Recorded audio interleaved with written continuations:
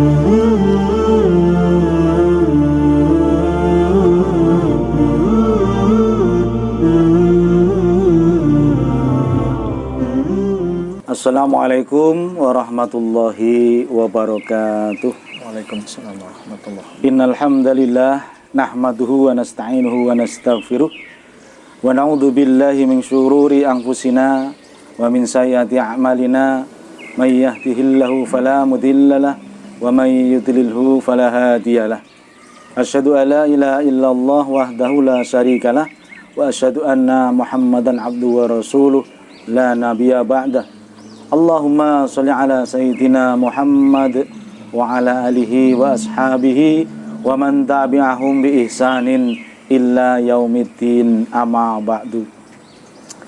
Pemirsa Bima Channel dimanapun berada, alhamdulillah berjumpa kembali dengan kami Bima Channel Official, yang pada sore ini kita memasuki sesi tanya jawab dengan Ustadz Adi Pratama. Alhamdulillah pada sore ini sudah berada di hadapan kita. Mari kita sapa bersama-sama. Assalamualaikum Ustadz. Waalaikumsalam warahmatullahi wabarakatuh. Mudah-mudahan Ustadz selalu sehat dan berbahagia. Amin, amin, amin ya rabbal alamin. Ini Ustadz, kita kan sudah memasuki bulan Dzulhijjah ini. Okay. Nah, ini ada pertanyaan kan tentang amalan-amalan di tanggal 1 sampai tanggal 10 Dzulhijjah itu, kira-kira ada amalan apa saja itu kan? Baik, penjelasannya. Masya Allah. Bismillahirrahmanirrahim. Assalamualaikum warahmatullahi wabarakatuh. Waalaikumsalam warahmatullahi wabarakatuh. Kanjeng Nabi Muhammad SAW pernah maringi pangandikan, pernah memberikan penjelasan di dalam hadis itu, ma min ayyamin al-amalu salihu fiha habu ilallahi min hadhil ayyam. Itu kata Nabi. Tidak ada hari-hari yang mengerjakan amalan soleh pada hari-hari itu yang lebih dicintai, ahabba ilallahi, yang lebih dicintai, min hadhil ayyam, daripada hari-hari ini. Nah, yang dimaksud ini adalah tanggal 1 sampai tanggal 1 sampai tanggal 10. Semua jadi, amalan atau khusus gitu tak? Nah, kemudian para sahabat persis nih kayak Pak Eko bertanya. Para sahabat kemudian bertanya, ya Rasulullah, wala jihadu fisabilillah. Ya Rasulullah, apakah meskipun jihad fisabilillah gitu. Maka kemudian Nabi menjawab, walal jihadu fisabilillah, sekalipun itu jihad fisabilillah, masih lebih besar keutamaannya ibadah tanggal 1 sampai 10 ini. Betul sekali. Ya. Nah, kemudian Nabi melanjutkan.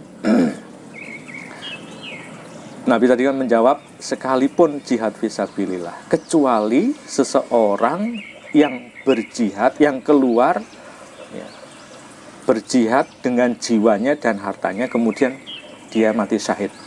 Nah, itu baru setara. Jadi di tanggal 1 sampai 10 itu semua amalan soleh itu tidak ada yang menandinginya, sekalipun jihad fisabilillah. Baru bisa tertandingi bila mana jihad fisabilillah tadi itu ada orang yang keluar berperang, jihad fisabilillah, kemudian dia mati syahid di medan perang. Nah, itu baru setara. Nah, amalan soleh apa? Oh, banyak sekali. Semua amalan soleh. Misalnya sholat sunnah. Semua sholat sunnah yang biasa di luar bulan Dzulhijjah dikerjakan, begitu dikerjakan di 10 hari pertama itu pahalanya luar biasa, lebih besar daripada jihad. Kemudian apalagi ada sedekah. Di situ juga kumpul semua ibadah, kumpul di situ, ada kurban, ada haji, gitu, banyak sekali. Makanya jangan sampai kita menjadi umat yang merugi, menyia-nyiakan waktu di 10 hari pertama bulan Zulhijjah, karena pahalanya luar biasa. Makanya nanti dihidup-hidupkan mulai tanggal 1 ya sampai tanggal 10 itu semua amalan ya, misalnya puasa. Nah, jadi nanti puasa dari tanggal 1 sampai 9 itu dibolehkan ya, Tan? Iya, malah itu sunnah. 1 sampai 9. Yang utama nanti tanggal 9-nya. Kalau mulai tanggal 1, 2, 3, 4 sampai tanggal 8 ingin berpuasa sunnah, itu luar biasa ya. Kemudian jangan lupa tanggal 9, karena yang ditekankan tanggal 9 Zulhijjahnya ada puasa sunnah itu tadi. Nanti ada sedekah, kita hidupkan sedekah. Kemudian apalagi sholat sunnah, sholat malam dan seterusnya. Allah a'lam bishawab. Oh ya. Ya, terima kasih Tat untuk atas jawabannya yang insya Allah cukup jelas, Tat. Yeah. Kemudian ada pertanyaan lagi ini, Tat. Kira-kira hukum menyembelih hewan kurban itu kalau disembelih sebelum tanggal 10 kira-kira gimana hukumnya, Tat? Ada yang menyembelihnya mungkin tanggal 9 atau tanggal 8 itu gimana hukumnya? Unik ya kalau ada ya. Ya. Nabi Muhammad SAW mengatakan, "Man kana dzabaha qabla sholati falyu'id." Barang siapa yang menyembelih hewan kurbannya itu sebelum sholat, falyu'id, maksudnya sholat id ya, falyu'id, maka diulangi penyembelihannya. Yang tadi tidak berpahala atau yang sedekah? Tadi tidak bernilai kurban ya. Mungkin kalau ada mungkin sedekah saja ya. Sedekah saja biasa. Sehingga ini menjadi acuan bahwa kalau menyembelih sebelum tanggal 10 Zulhijjah atau setelah tanggal 13 Zulhijjah, maka tidak bernilai pahala kurban. Jadi hanya sedekah biasa. Ya. Atau tanggal 10-nya sudah pas, sudah betul, tapi disembelih sebelum sholat id, itu ya sama saja. Berarti tanggal 10-nya itu setelah sholat id. Setelah sholat id. Nah demikian.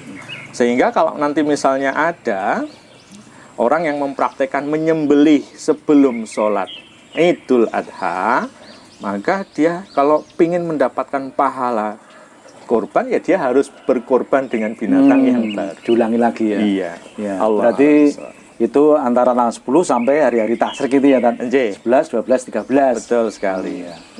Ya, terima kasih Ustaz. Satu lagi, Tat, pertanyaan.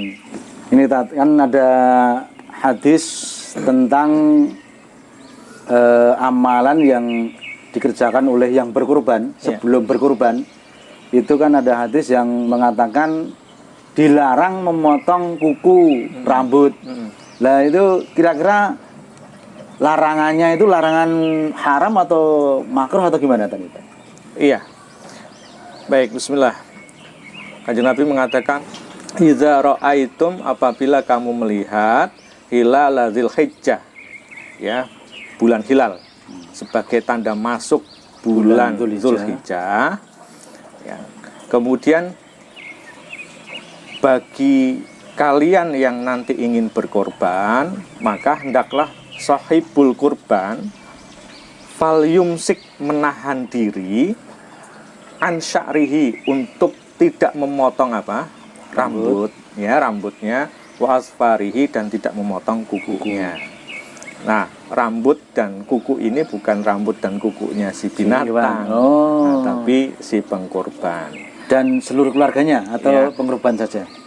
Kalau itu keluarga, maka cukuplah kepala keluarga. Kepala keluarganya. Ya, sehingga anak dan istri itu tidak perlu untuk memotong rambut dan kukunya. Walau demikian, seandainya mereka ingin menghidupkan sunnah Nabi yang seperti ini pun juga boleh.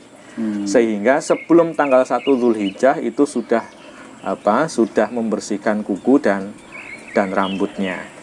Berarti larangannya itu dari tanggal 1 sampai sebelum menyembelih. Sebelum sembelih. Bukan sampai tanggal 10-nya ya? Ya.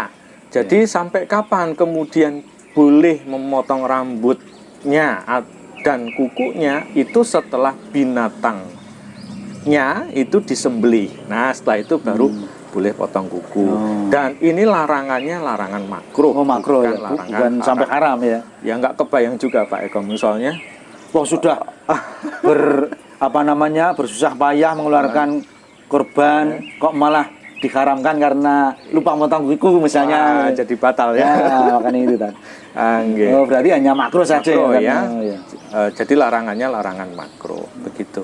Allahu a'lam bishawab. Seandainya begini Pak Eko, kasusnya misalnya ini kan berlaku untuk semua pokoknya ya kumis, ya jenggot, rambut. Oh, gitu ya. Tidak hanya rambut kepala ya, Tan? Ya, terus ya kalau misalnya ada sesuatu yang mengganggu, misalnya rambutnya menutupi kena mata misalnya.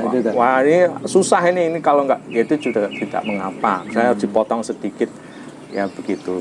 Oleh karena itu tadi sudah saya sampaikan, kalau bisa diingat-ingat sebelum tanggal 1 Zulhijjah itu sudah memotong, sehingga besok tanggal 1 sampai tanggal di mana binatang itu disembelih itu sudah tidak lagi terganggu oleh rambut maupun kuku. Allah a'lam bishawab. Ya, demikian pemirsa Bima Channel dimanapun berada, 3 pertanyaan sudah dijawab dengan cukup jelas oleh beliau Ustadz Adi Pratama. Mudah-mudahan sesi kali ini menambah wawasan kita tentang ibadah di bulan Dzulhijjah. Tentunya ikuti terus sesi tanya jawab Ustadz Adi menjawab di Bima Channel. Jangan lupa like, share, dan subscribe. Sampai jumpa kembali di sesi Ustadz Adi menjawab berikutnya. Assalamualaikum warahmatullahi wabarakatuh. Waalaikumsalam warahmatullahi wabarakatuh.